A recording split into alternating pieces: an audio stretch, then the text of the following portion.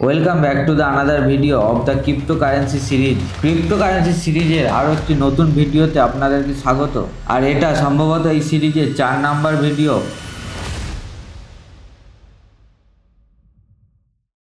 তাহলে main video শুরু করার আগে আপনাদের একটা ইন্টারেস্টিং ঘটনা বলি। এই সব ভিডিওগুলির জন্য ইনফরমেশন কালেক্ট করতে করতে একদিন ইন্টারনেটে হেনরি ফোর্ডের একটা ফেমাস কোট দেখলাম। সেখানে উনি যখন নতুন ইঞ্জিন কার ইনভেন্ট হয়েছিল তখন একটা কথা বলেছিলেন। বাই দ্য ওয়ে, এই হেনরি ফোর্ড হলো আমরা যে ফোর্ড গাড়ি দেখি ওই ফোর্ড মোটর কার কোম্পানির ফাউন্ডার।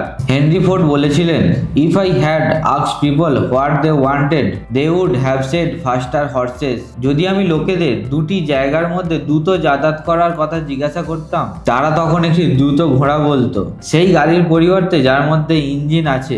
আমি এখানে এটাই বোঝানোর চেষ্টা করছি, যখন প্রথম ইঞ্জিন আবিষ্কৃত হয়েছিল তখন অনেকেরই মনে হয়েছিল যে এটি বিস্ফোরিত হবে এবং এটি আরো বেশি মৃত্যুর কারণ হবে, আর এই গাড়ির কারণে বেশি সড়ক দুর্ঘটনাও ঘটবে। এই সমস্ত রকমের চিন্তা ভাবনা তখন মানুষ করেছিল। একটা কথা মনে রাখুন, nothing can stop an idea which time has কাম।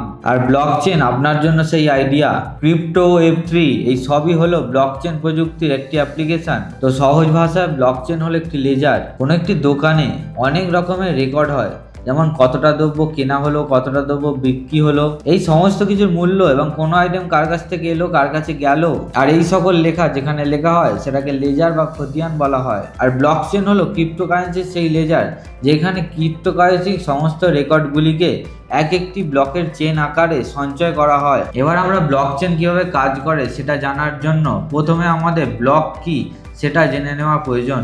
প্রতিটি ব্লকে কিছু ডেটা, ব্লকের হ্যাশ এবং আগের ব্লকের হ্যাশ থাকে। এক একটি ব্লকের ভেতরে যে ডেটা সংরক্ষণ করা হয় তা ওই ব্লকচেনের ধরনের উপর নির্ভর করে। উদাহরণস্বরূপ আপনি একটি বিটকয়েনের ব্লকচেনকে ধরে নিন। এখানে একটি ব্লক ওই বিটকয়েনের লেনদেনের কিছু বিবরণ সংরক্ষণ করে, যেমন কে পাঠিয়েছে, কে পেয়েছে এবং কয়েনের পরিমাণ। প্রতিটি ব্লকের আলাদা আলাদা হ্যাশ আছে। আপনি একটি হ্যাশকে আপনার আঙুলের ফিঙ্গারপ্রিন্টের সঙ্গেও তুলনা করতে পারেন। এটি একটি ব্লক এবং ওই ব্লকের সমস্ত বিষয়বস্তুকে শনাক্ত করে এবং এটি সর্বদাই ইউনিক, ঠিক একটি ফিঙ্গারপ্রিন্টের মতো। একবার একটি ব্লক তৈরি হয়ে গেলে ওটির হ্যাশটিও ওইভাবে ক্যালকুলেট করা হয়। যদি ব্লকের ভেতর কিছু পরিবর্তন ঘটে তাহলে ওই হ্যাশটিরও মধ্যে পরিবর্তন ঘটবে। তাই দেখতে গেলে আপনি যখন কোনো ব্লকের পরিবর্তনগুলিকে শনাক্ত করবেন তখন হ্যাশগুলিও খুবই কার্যকর। যদি কোনো ব্লকের হ্যাশ পরিবর্তিত হয় তখন এটি আর একই ব্লক থাকে না। প্রতিটি ব্লকের মধ্যে তৃতীয় উপাদানটি হলো আগের ব্লকের হ্যাশ, আর এটি কার্যকরভাবে ব্লকের একটি চেন এবং এর ইউনিক টেকনিক তৈরি করে যা একটি ব্লকচেনকে এতটা সিকিউর করে তোলে। এটিকে আমরা 3টি ব্লকের একটি উদাহরণ দিয়ে বোঝার চেষ্টা করি। আপনি এই ব্লকচেনটির মধ্যে দেখতে পাচ্ছেন প্রতিটি ব্লকে তার নিজের একটি হ্যাশ এবং আগের ব্লকের হ্যাশ রয়েছে। এখানে ব্লক নাম্বার 3 এর প্রিভিয়াস হ্যাশ পয়েন্ট করছে ব্লক নাম্বার 2 এর হ্যাশ এবং নাম্বার 2 এর প্রিভিয়াস হ্যাশ পয়েন্ট করছে ব্লক নাম্বার 1 এর হ্যাশ। প্রতিটি ব্লকচেনের প্রথম হ্যাশটি একটু বিশেষ, কারণ এটির মধ্যে আগের ব্লকের প্রিভিয়াস হ্যাশ থাকে না। এটি এই ব্লকচেনের প্রথম ব্লক, তাই এই ব্লকটিকে জেনেসিস ব্লক বলা হয়। আর এইভাবেই প্রতিটি ব্লকের হিস্ট্রি এবং ইনফরমেশনকে ট্র্যাক করা এত সহজ। সমস্ত ইনফরমেশনগুলিকে ইউনিক রাখা এবং ওই ইনফরমেশনগুলিকে নষ্ট করা আরো কঠিন হয়ে পড়ছে। আর এই জন্যই ব্লকচেন এত সুরক্ষিত। আর এটিকে সুরক্ষিত রাখার জন্য অনেক ধরনের লেয়ার্স ইমপ্লিমেন্ট করা হয়। এখন ধরুন আপনি দ্বিতীয় ব্লকটির মধ্যে কিছু পরিবর্তন করার চেষ্টা করছেন, এর ফলে দ্বিতীয় ব্লকের হ্যাশটির মধ্যে পরিবর্তন ঘটছে। আর এই জন্যই এটি ব্লক 3 এবং পরবর্তী সমস্ত ব্লকগুলিকে ইনভ্যালিড করে দেবে, কারণ ওই ব্লকগুলি আগের ব্লকের কোনো ভ্যালিড হ্যাশ স্টোর করে রাখে না। তাই একটি সিঙ্গেল ব্লকের পরিবর্তন পরবর্তী সমস্ত ব্লকগুলিকে ইনভ্যালিড করে দেবে। কিন্তু হ্যাশ ব্যবহার টেম্পারিং প্রতিরোধ করার জন্য যথেষ্ট নয়।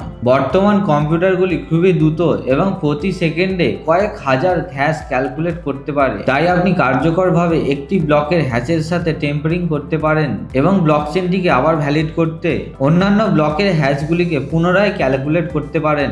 এখন আপনি মনে করতে পারেন যে ব্লকচেনের সমস্ত ব্লকের হ্যাশ চেঞ্জ করে দেবেন, আর যখন আপনি সমস্ত ব্লকের হ্যাশ চেঞ্জ করতে যাবেন তখন আপনার এতই টাইম লাগবে যেটা আপনি কল্পনাও করতে পারবেন না। যদি আপনি বিটকয়েনকে ধরেন তাহলে বিটকয়েনের একটি ব্লকের হ্যাশ চেঞ্জ করতে এবং নতুন একটি ব্লককে অ্যাড করতে 10 মিনিট সময় লাগে, এবং যদি 1 কোটি ব্লক থাকে তাহলে সমস্ত ব্লকের হ্যাশ চেঞ্জ করতে আপনার 200 বছর সময় লেগে যেতে পারে। আর এই টাইম সম্পর্কিত ব্যাপারটিকে ব্লকচেনের ক্ষেত্রে প্রুফ অফ ওয়ার্ক বলা হয়। এটি এমন একটি প্রক্রিয়া যা নতুন ব্লক তৈরিকে স্লো করে দেয়। তাই একটি ব্লকচেনের সিকিউরিটি এর হ্যাশিং এর ক্রিয়েটিভ ব্যবহার এবং প্রুফ অফ ওয়ার্ক প্রক্রিয়াটির প্রমাণের উপর নির্ভর করে। পরবর্তী ভিডিওতে আমরা প্রুফ অফ ওয়ার্ক কি এবং এটি কিভাবে কাজ করে সেই সম্পর্কে জেনে নেব। ভিডিওটি দেখার জন্য ধন্যবাদ।